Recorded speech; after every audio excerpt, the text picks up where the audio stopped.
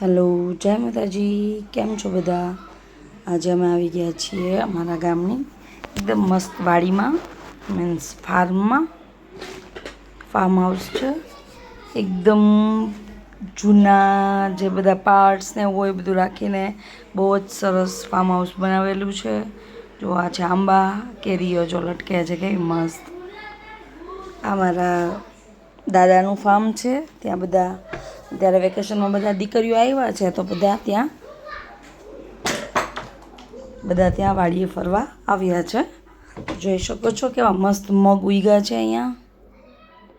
જો green green એની સિંગુ. આ છે તાળીઓની આખી લાઈન છે. જો આખું ખેતરમાં મગ વાવેલા છે અને આ ફાર્મ છે. જો કેટલું મસ્ત બનાવ્યું છે દાદાએ અમારા. અહીંયા છે ચીકુડી, સામે હિંચકા ખાટલા એવું બધું છે. સામે કૂવો છે, અહીંયા મકાન છે આખું. એટલું બધું જે વેસ્ટેજ જે વસ્તુ હોય ને એનાથી ફાર્મ હાઉસ બનાવેલું છે. જે આપને એમ થાય કે આ યુઝ જ નહીં થાય, પણ એમાંથી એને કંઈક ક્રિએટિવિટી કરીને એકદમ મસ્ત રીતે ફાર્મ હાઉસ બધું યુઝ કરેલું છે.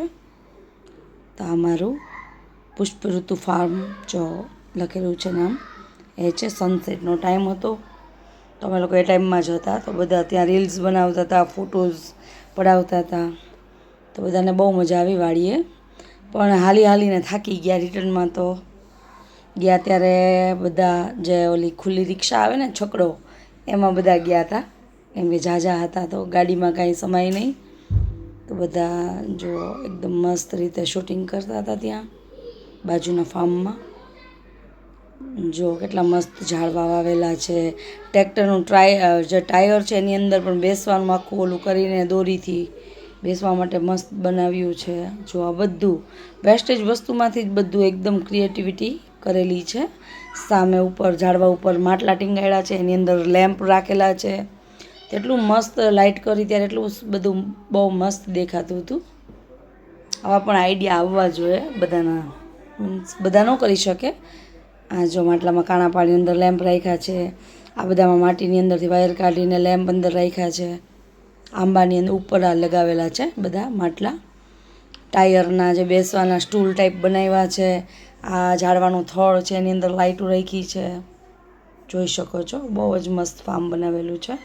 કોઈ જગ્યાએ લોન છે, કોઈ જગ્યાએ રેતી છે, બધું અલગ અલગ. કોઈ જગ્યાએ પથ્થરનો આખો ઢગલો કલરના પથ્થર રંગીને એનું આખો પહાડ જેવું નાનું બનાવેલું છે. અને ફાર્મમાં બધા ફ્રૂટ પણ બહુ વાવેલા છે, જોઈ શકો છો. ટૂંકમાં તમે જે તમને એમ લાગે કે આ યુઝફુલ નથી, પણ એ વસ્તુને યુઝ કરીને બહુ જ સરસ ફાર્મ બનાવેલું છે. અને 3-4 મહિના પહેલાં અહીંયા મેરેજ પણ રાખ્યા હતા, ત્યારે પણ બહુ સારી થીમ બધી રાખી હતી. જોઈ શકો છો માટલાનો ઉપયોગ કેટલો મસ્ત કર્યો છે. બાઉન્ડ્રી આખી એનાથી બનાવેલી છે. અંદર લાઇટ્સ છે. જો આખું થડના જે અલગ અલગ પાર્ટ્સ નીકળતા હોય ને એમાં માટલા અલગ અલગ કલર રાખીને લગાવેલા છે. અત્યારે અમે લોકો આવ્યા છે. મારી દાંતની ટ્રીટમેન્ટ ચાલુ હતી તો દવાખાને ગયા હતા. આવીને રિટર્નમાં બધાએ રસ પીધો. આ રસ છે બનાવતા હોય ને એટલી મજા આવે ને પીવાની. તાજો રસ. પછી અહીંયા દાબેલી માયોનીઝવાળી નહીં, અહીંયા સાદી દાબેલી બનાવડી હતી અને એ ખાધી હતી. મારી બેબી માટે મગાવી હતી. મારે ટ્રીટમેન્ટ થઈ હતી એટલે મારે કંઈ ખાવાની નહોતી. આ છે અમારા ઘરનો બહારનો સીન રાતનો.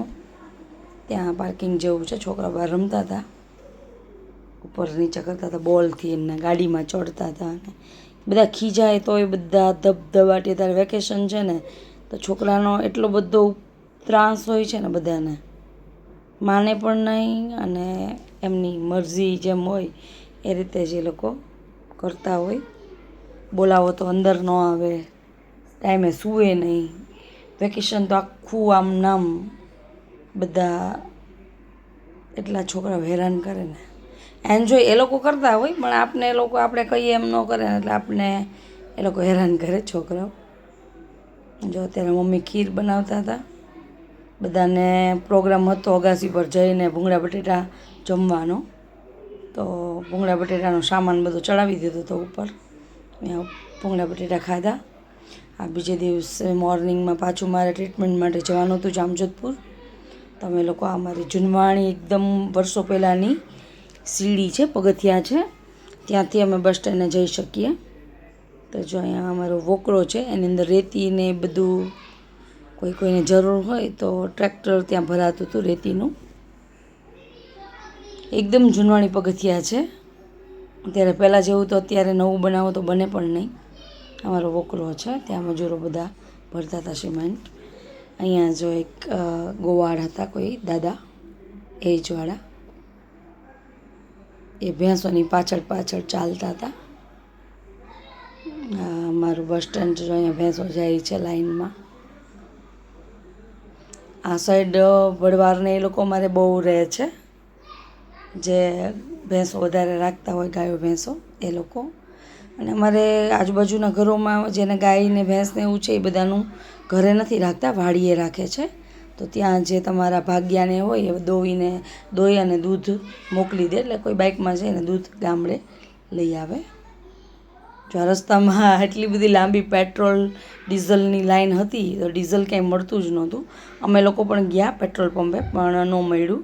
તો રિટર્ન અમે લોકો થતા હતા, તો લાઈન એટલી બધી લાંબી હતી ને, અને એક જગ્યાએ બધા માણસો ભેગા થયા હતા ને બધા બાજતા હતા, ખબર નહીં કંઈ પ્રોબ્લેમ થઈ હશે. તો જોઈ શકો છો અહીંયા લાઈન, જો અહીંયા સુધીની લાંબી લાઈન હવે પૂરી થઈ. બહુ લાંબી લાઈન હતી, કેમ કે ડીઝલ નથી એમ લખેલું જ હતું. જો અમારી દાંતની ટ્રીટમેન્ટ ચાલે છે. મારે રૂટ કેનાલ કરાવવાની હતી, તો એના માટે અમારું સેકન્ડ સિટિંગ હતું. પછી અમે લોકો ત્યાં બાજુમાં હજી જવાની વાર હતી, તો ત્યાં બધા સ્ટીલના વાસણોને એની શોપ છે. તો ત્યાં નવી નવી વસ્તુ કોઈ હોય તો જોવાની પણ ઈચ્છા થાય, લેવાની પણ ઈચ્છા થાય. તો હું પણ ત્યાં ગઈ હતી. તો પછી ત્યાંથી થોડી શોપિંગ પણ કરી. જોઈ શકો છો બધી શોપ ત્યાંની જ છે. અને એટલી બધી ગરમી હતી, અને ત્યાં ફિલ્ટર હતું પણ એનું પાણી પૂરું થઈ ગયું હતું. તો મેં મારી બેબીને કીધું કે પાણી બાજુની શોપમાંથી પાણીની બોટલ લઈ આવું, કેમ કે બહુ ગરમીની હિસાબે તરસ પણ એટલી લાગે. તો એ પાણીની બોટલ બાજુની શોપમાંથી લઈ આવી. અહીંયા અમારે જામજોધપુરનું છે ઘનશ્યામ માર્કેટ, ત્યાંની શોપમાં સારું કોઈ નવીન વસ્તુ હોય, જો આપણે એમ પછી એવું લાગે કે ના લેવાની છે, જરૂરવાળી વસ્તુ છે, તો આપણે જઈને લઈ આવી શકીએ. તો જો આ શોપમાંથી પાણીની બોટલ લઈ લીધી હતી. જો આ છે બાજુમાં ઘનશ્યામ માર્કેટ, જામજોધપુર છે આ સિટી. અમારો તાલુકો છે ધ્રાફાનો. તો એકદમ ઠંડુ ઠંડુ પાણી લઈને મારી બેબી ત્યાં શોપ ઉપર આવી. જોઈ શકો છો ઘણી બધી શોપ છે, ફૂટવેરની છે, ફરસાણની છે. જો આ લક્ષ્મી ફરસાણ કરીને છે, લેબોરેટરી છે બાજુમાં, અને પછી વાસણની એની શોપ છે. જોઈ શકો છો આ છે મારા ઘરની સીડી. અમે લોકો ત્યારે ઉપર ચડ્યા જમવા માટે. ભૂંગળા બટેટા બનાવ્યા હતા, તો બધું ઉપર રાખી દીધું. તો બધા જમવા માટે રેડી થઈને આવી ગયા. બનાવવાવાળા બીજા હતા અને અમે બધા ખાલી જમવાવાળા હતા. મસ્ત મજાના એકદમ તીખા તીખા બટેટા સાથે ભૂંગળા અને છાશ, અને સાથે ખીર અને રોટલી. છોકરાઓએ બધું જમ્યા અલગ અલગ. પાછળ અમારે ઢાળિયું છે, ત્યાં ગાયું અને વાછડીઓ ને એવું બધું છે. એવું આમ મજા આવે ને ગાયોને જોવાનું.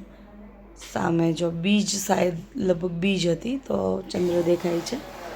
જો કેટલું મસ્ત એકદમ બધા એન્જોય કરતાં કરતાં જમવા. છોકરાઓ બધા બેસી ગયા, ખીજાતા જમાડવા પડે છોકરાઓને. જોઈ શકો છો તમે, છોકરા બધા પલોઠી વાળીને, તો છોકરાઓને પણ અગાસી પર જમવાની બહુ મજા આવે. તો બધા લઈને જમવા બેસી ગયા છે. વીરાબા, વેદુબા, વંશરાજ ને હું પણ આવી ગઈ હતી.